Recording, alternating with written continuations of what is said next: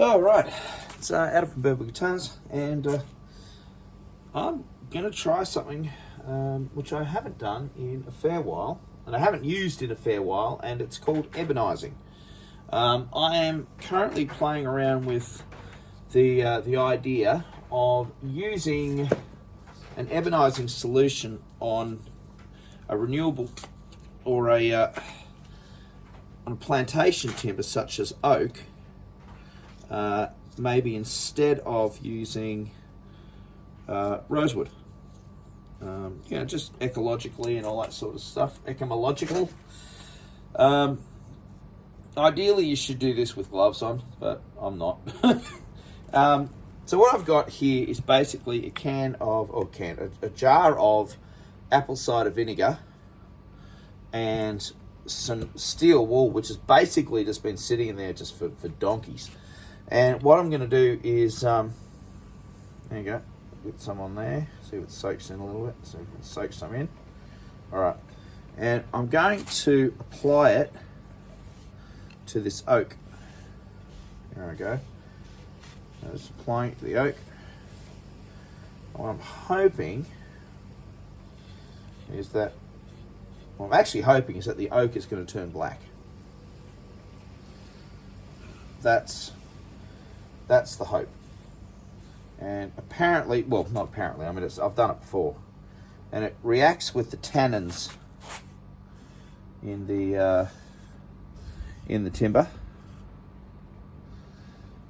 And let's give this a bit of a shake up, just in case it's not behaving itself. I can smell it; it's quite metallic, and it is turning. I don't know whether you can see this, but it is actually turning black on the end grain. And I'd like to be able to use this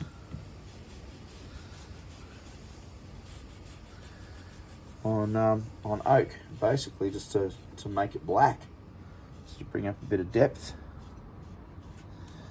I'm not 100% sure as to how dark it'll go, but I think if I leave it, the ends have gone quite, I don't know if you can see, it's terrible lighting, sorry. The ends have gone quite dark, and that's the original colour. And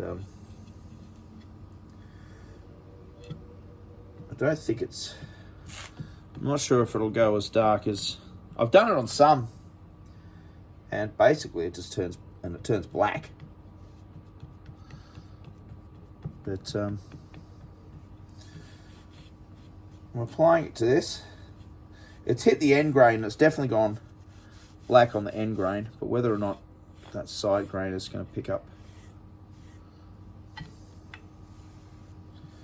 I might just need to leave it for a bit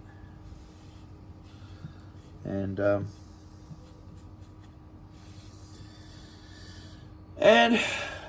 see how we go. Hopefully I'll get the desired effect I want. If not, I'll stick with rosewood. But it's definitely, I'll show you original. That's the original shade. So either way, it'll be quite nice as a fretboard, but it is going quite dark, actually. Definitely the fret. You can see how the fret lines have gone really, really dark. But will the rest of it turn as dark? That is the question. Because it's definitely soaking in. So I think all I can do now is just leave it. You can see how well, I can see on the camera there where you're looking, you can see how dark it's actually getting here. And again, I'll just get a piece of the original timber.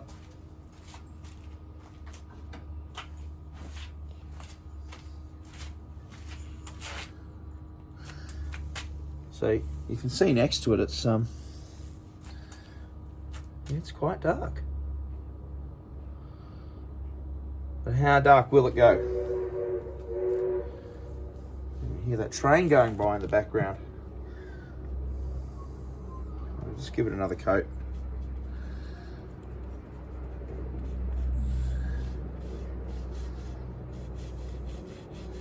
And then I suppose I don't want to necessarily waterlog.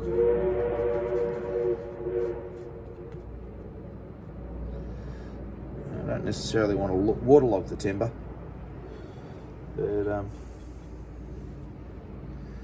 let's go with that. I reckon that, I think that's going to come up really, really, really well. So that's something you can try.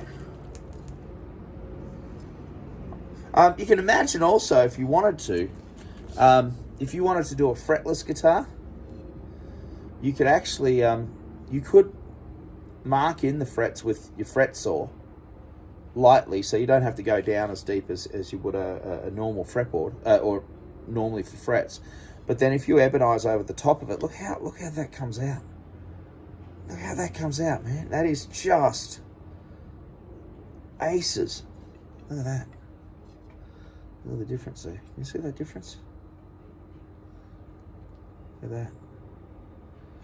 That's getting darker and darker, actually. I'm mega happy with that. And that's going to look, the business, man. The side dots, so I can put some white dots in here along the side. How good's that, huh? That's coming up really, really, really nicely. Whether or not it's dark enough to compete, but I think that for my juke joint rocker might be the way I'll be going from now on, because I just think it has that really grungy kind of look about it, and I'm possibly going to do the same with the maybe the staining.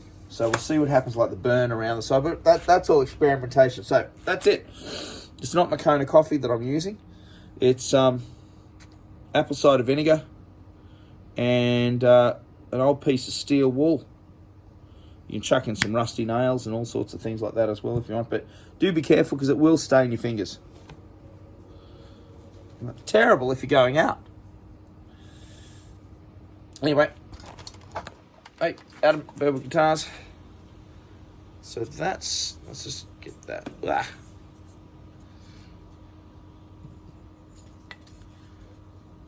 at that difference there. Look at that difference. Look at that. Isn't that choice? That's absolutely sharp.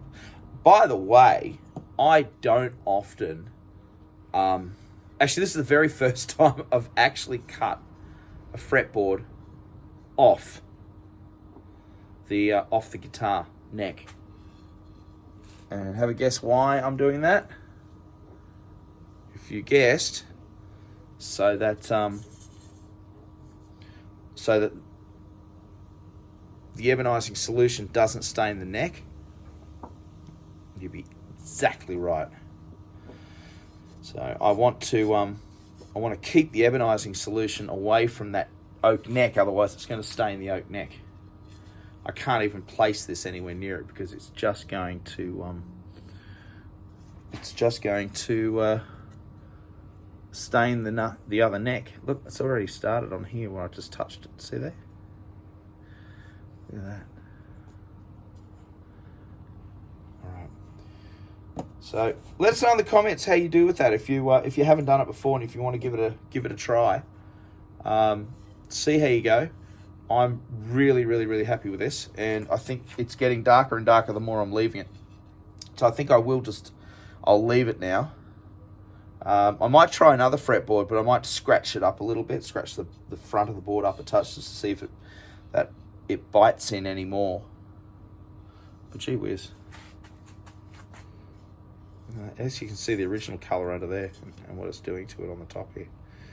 And then once that's all dry and I put the screws in, I put the frets in and all that sort of stuff, give it a good clean up, then I'll hit it with a little bit of oil. Bring it up. All right, Adam Verbal Guitars. You've been watching the Scarlett's Guitar Builder. Don't forget to like and subscribe. Also, join the Facebook group. There's a lot of action happening on the Facebook group at the moment. A lot of new people coming on. There's a lot of new people asking some really, really, really cool questions, and also getting some really, really, really cool answers from you guys. So go and check it out. So the Cigar Box Guitar Builder Facebook group and Cigar Box Guitar Builder YouTube channel and the Cigar Box Guitar Builder podcast, which will be back up again very shortly. You can go to Patreon if you wanted to as well and support the Cigar Box Guitar Builder there if you wish. You don't have to. Best way to support us, just tell your friends. Click like and subscribe. Take it easy. Bye.